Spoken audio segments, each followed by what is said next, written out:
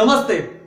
गौरैया और तमाम पक्षियों को हमें बचाना है, तो गौरैया और दूसरे जो तमाम पक्षी हैं उनको बचाने के लिए हम अपने स्तर पर क्या कर सकते हैं, इस वीडियो में हम लोग इसी के बारे में बात करने जा रहे हैं। इस वीडियो में 14 बिंदुओं के माध्यम से मैं आपको इस बारे में समझाऊंगा कि हम लोग ऐसा क्या क्या काम कर सकते हैं अपने स्तर पर कि हम लोग गौरैया समेत सभी पक्षियों का संरक्षण कर पाए। तो आइए एक एक बिंदु पर एक एक करके नजर डालते हैं और समझते हैं। तो पहला बिंदु है, बहुत से पक्षी हैं जो पेड़ों की कोटर में घोंसले बनाते हैं, वो उनका पर्यावास होता है। बहुत से पेड़ जब बहुत पुराने हो जाते हैं तो उनके तने में अलग अलग तरह की कोटरें बन जाती हैं, कुछ खाली स्थान बन जाते हैं जिनमें तमाम पक्षी अपना घोंसला बना सकते हैं।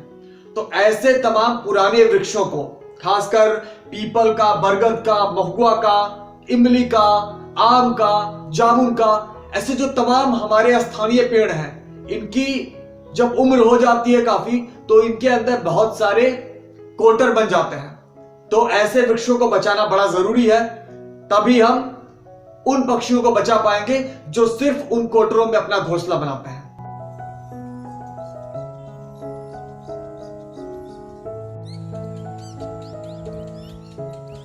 दूसरा बिंदु, कुछ ऐसे पेड़ हैं जो 12 महीने फल देते हैं, जिसमें एक के बाद एक लगातार 12 महीने फल आते रहते हैं।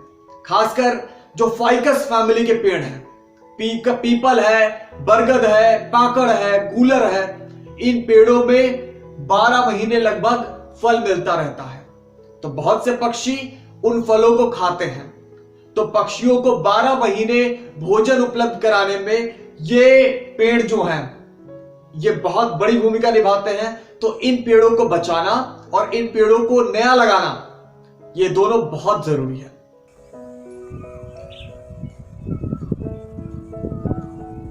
तीसरा बिंदु, आपने देखा होगा बहुत से पक्षियों को झाड़ियों के अंदर कलरव करते हुए। कई बार तमाम कटीली झाड़ियां होती हैं, उनके अंदर बहुत सारे पक्षी चहचहाहट कर रहे होते हैं। तो ऐसे झाड़ियों को बचाना बहुत जरूरी है। अक्सर जंगल जलेबी, बेर, बबूल, करंजवा, ऐसे तमाम जो झाड़ी नुमा पौधे हैं, इनके झाड़ियों में तमाम पक्षी जो है ना सिर्फ अपना भोजन प्राप्त करते हैं बल्कि उनके अंदर अपना बसेरा भी बनाते हैं और उनमें अपना समय भी व्यतीत करते हैं। तो ऐसी झाड़ियों को बचाना नितांत आवश्यक है। तो जब तक बहुत जरूरी ना हो, किसी भी झाड़ी को, किसी भी पौधे को नष्ट ना किया जाए, यह भी बड़ा जरूरी है पक्षियों के संरक्षण के लिए।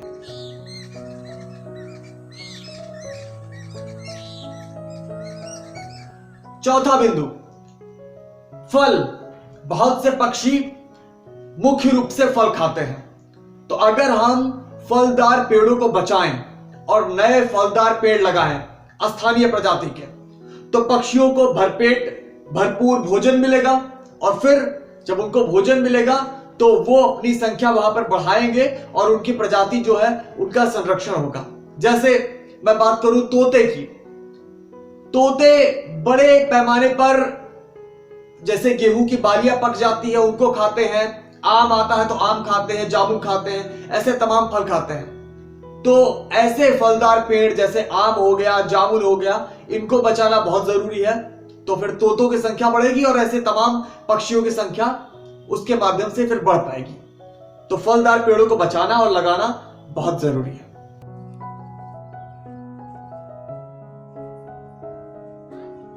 पांचवा बिंदु, बहुत से पक्षी जो है विभिन्न प्रकार की घासें हमारे आसपास होती हैं, जैसे नरकुल है, सरपत है, खस है, कांस है।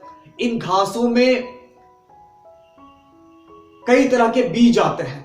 जब ये घासें पक जाती हैं तो इसमें भी बीज आते हैं, जैसे गेहूं या धान की घास में जब वो पकती है तो उसमें फल आते हैं। तो इन घासों को, फलों को बहुत से पक्षी खाते हैं। चूंकि ये बहुत छोटे छोटे बीज होते हैं, फल होते हैं इसके, इसलिए छोटे पक्षी भी इनको आराम से खा लेते हैं। दूसरा, उन घासों की पत्तियों से तमाम पक्षी अपने घोंसले बनाते हैं। जैसे बया अपना घोंसला ऐसी घासों से ही बनाती है। ऐसी घासों में पक्षियों को छिपने की जगह मिलती है। तमाम जलीय पक्षी जो वेटलैंड्स में उगी हुई घासें होती है उनके बीच में अपना घर भी बनाते हैं। तो इसलिए हमें ऐसी घासों को, ऐसी तमाम प्रकार की घासों को और घास के मैदानों को भी बचाना बहुत जरूरी है। तो जब तक बहुत जरूरी ना हो किसी भी घास को भी नष्ट ना किया जाए।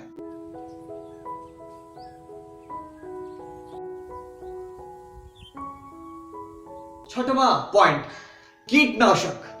चूंकि पक्षियों का प्रमुख भोजन कीड़े होते हैं और हम पिछले कई दशक से बड़े पैमाने पर कीटनाशक का प्रयोग कर रहे हैं, जिसके कारण कीड़ों की संख्या में भारी गिरावट आई है।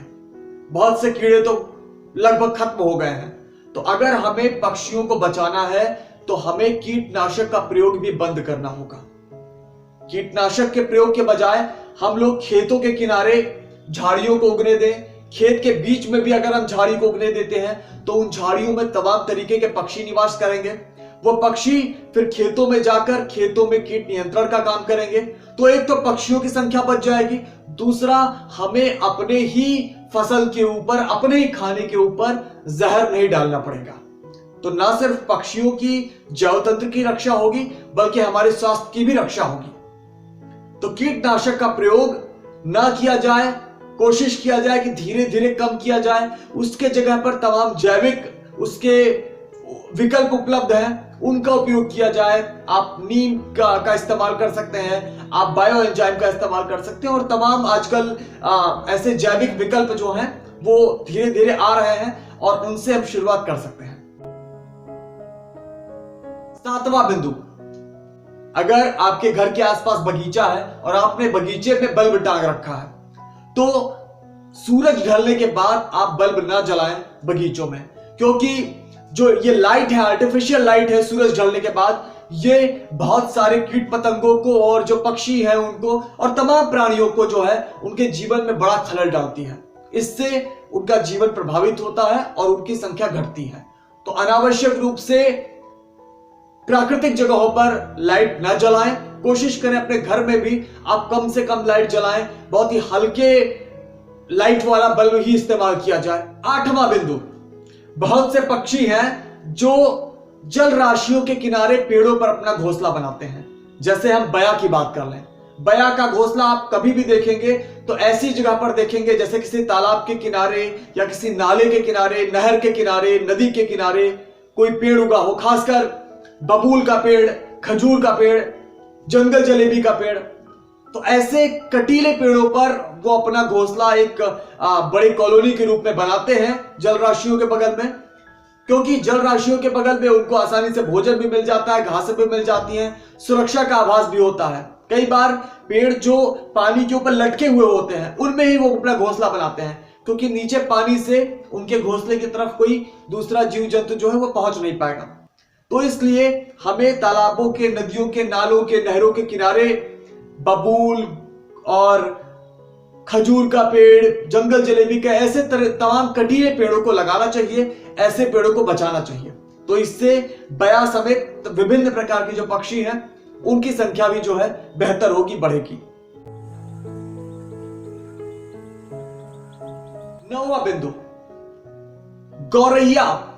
गौरैया के लिए, चूंकि गौरैया जो है वो आमतौर पर वो पेड़ों पर अपना घोंसला नहीं बनाती है, उसको कोई कोटर चाहिए होती है या कोई मिट्टी का कोई बिल चाहिए होता है, या फिर चूंकि हमारे घर जो पुराने होते थे उसमें छोटे छोटे बहुत सारे झरोखे होते थे तो उनके अंदर गौरैया आती थी और अपना घोंसला बनाती थी। आज के घर जो है वो पूरी तरह से पैक होते हैं, पक्षी अंदर घुस नहीं पाते हैं, इसलिए गौरैया को अपनी नेस्टिंग करने में बड़ी समस्याएं आ रही हैं।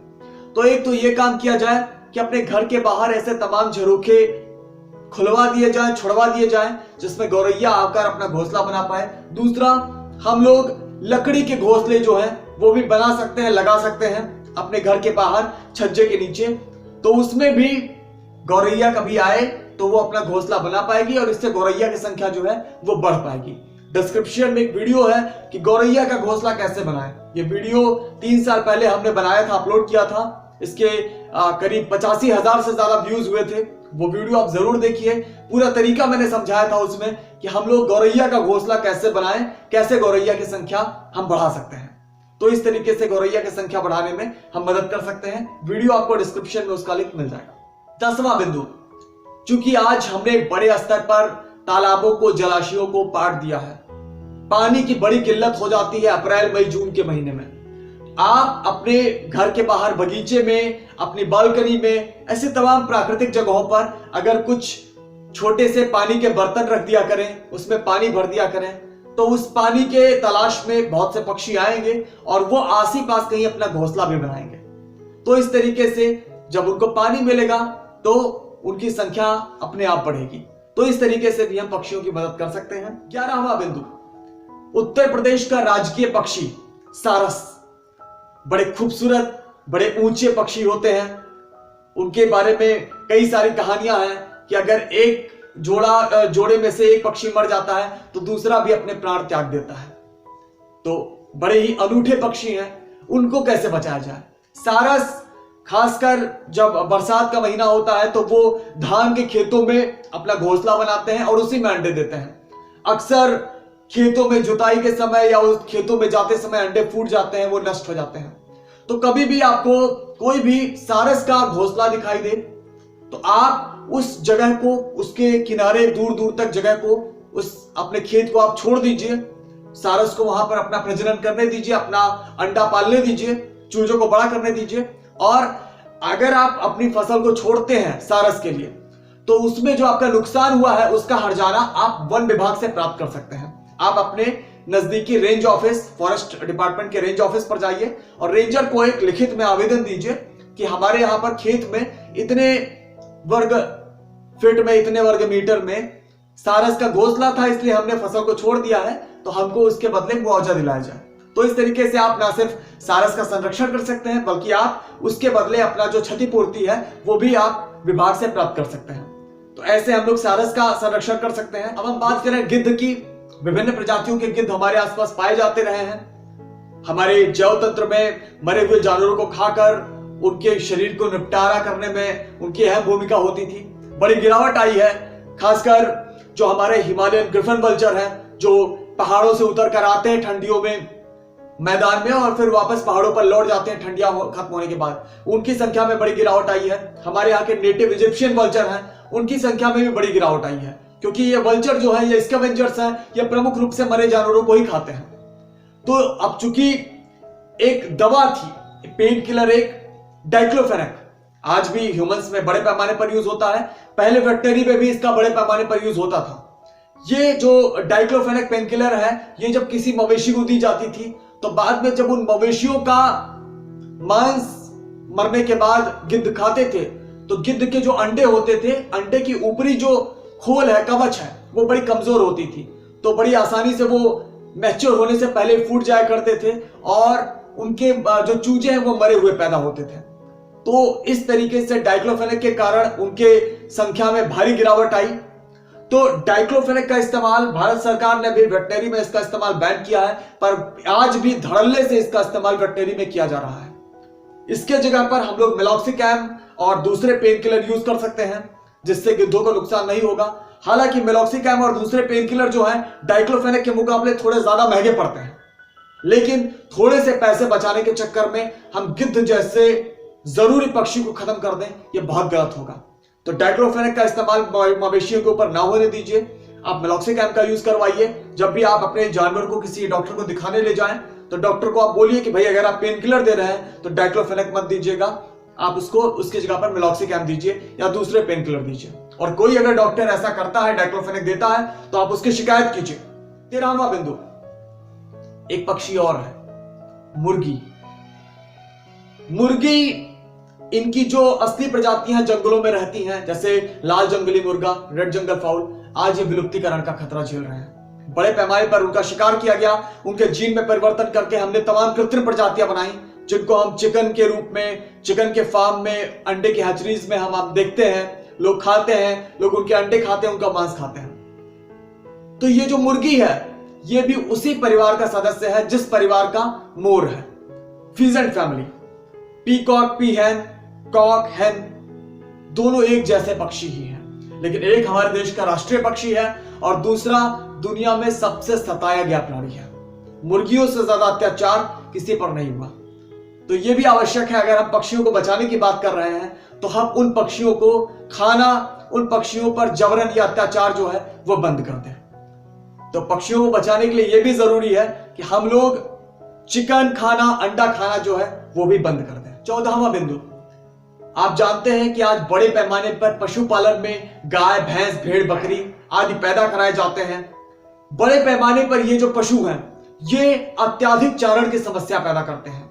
ये उग रही हर पौधे को, हर घास को चरते रहते हैं और इस तरीके से घासें और पौधे जो हैं वो बड़े नहीं हो पाते हैं। वो घासें, वो पौधे, वो पक्षियों का पर्यावास, पक्षियों को भोजन, तमाम चीजें उपलब्ध कराते हैं, लेकिन वो चर लिए जाते हैं बड़े पैमाने पर इन जानवरों की संख्या के माध्यम से। तो बहुत जरूरी है कि जबरन इन जानवरों की संख्या ना बढ़ाई जाए। गाय, भैंस, भेड़, बकरी की संख्या आज करोड़ों में है भारत में अकेले। कितनी तेजी से बैक टू बैक उनको पैदा करवाया जाता है, जबरदस्ती, कृत्रिम रूप से। तो बहुत जरूरी है कि हम लोग उन तमाम उत्पादों की भी मांग बंद करें जिनके लिए जबरन गाय की, भैंस की, भेड़ की, बकरी की, इन तमाम जानवरों की संख्या बढ़ाई जाती है। क्योंकि जब इनकी संख्या नहीं बढ़ाई जाएगी जबरन, तो वो घासें, वो पौधे अपने आप बड़े हो पाएंगे और पक्षी जो है उसमें अपना बसेरा कर पाएंगे, अपना भोजन प्राप्त कर पाएंगे और पक्षियों की संख्या अपने आप ही बढ़ जाएगी। तो ये 14 बिंदु हैं जिनको हमें अपने जीवन में उतारना, इन पर व्यक्तिगत स्तर पर प्रयास करना बहुत जरूरी है अगर हम गौरैया और तमाम पक्षियों को बचाना चाहते हैं। और पक्षियों को बचाना बहुत जरूरी है। हमारे जैव तंत्र में पक्षी बहुत आवश्यक है। पक्षी अगर नहीं बचे तो हमारा जैव तंत्र जो है वो तहस नहस हो जाएगा और हमारा जीवन खत्म हो जाएगा। तो आप सभी से निवेदन है कि इन 14 बिंदुओं पर ध्यान दीजिए और पक्षियों को बचाने में मदद कीजिए। धन्यवाद।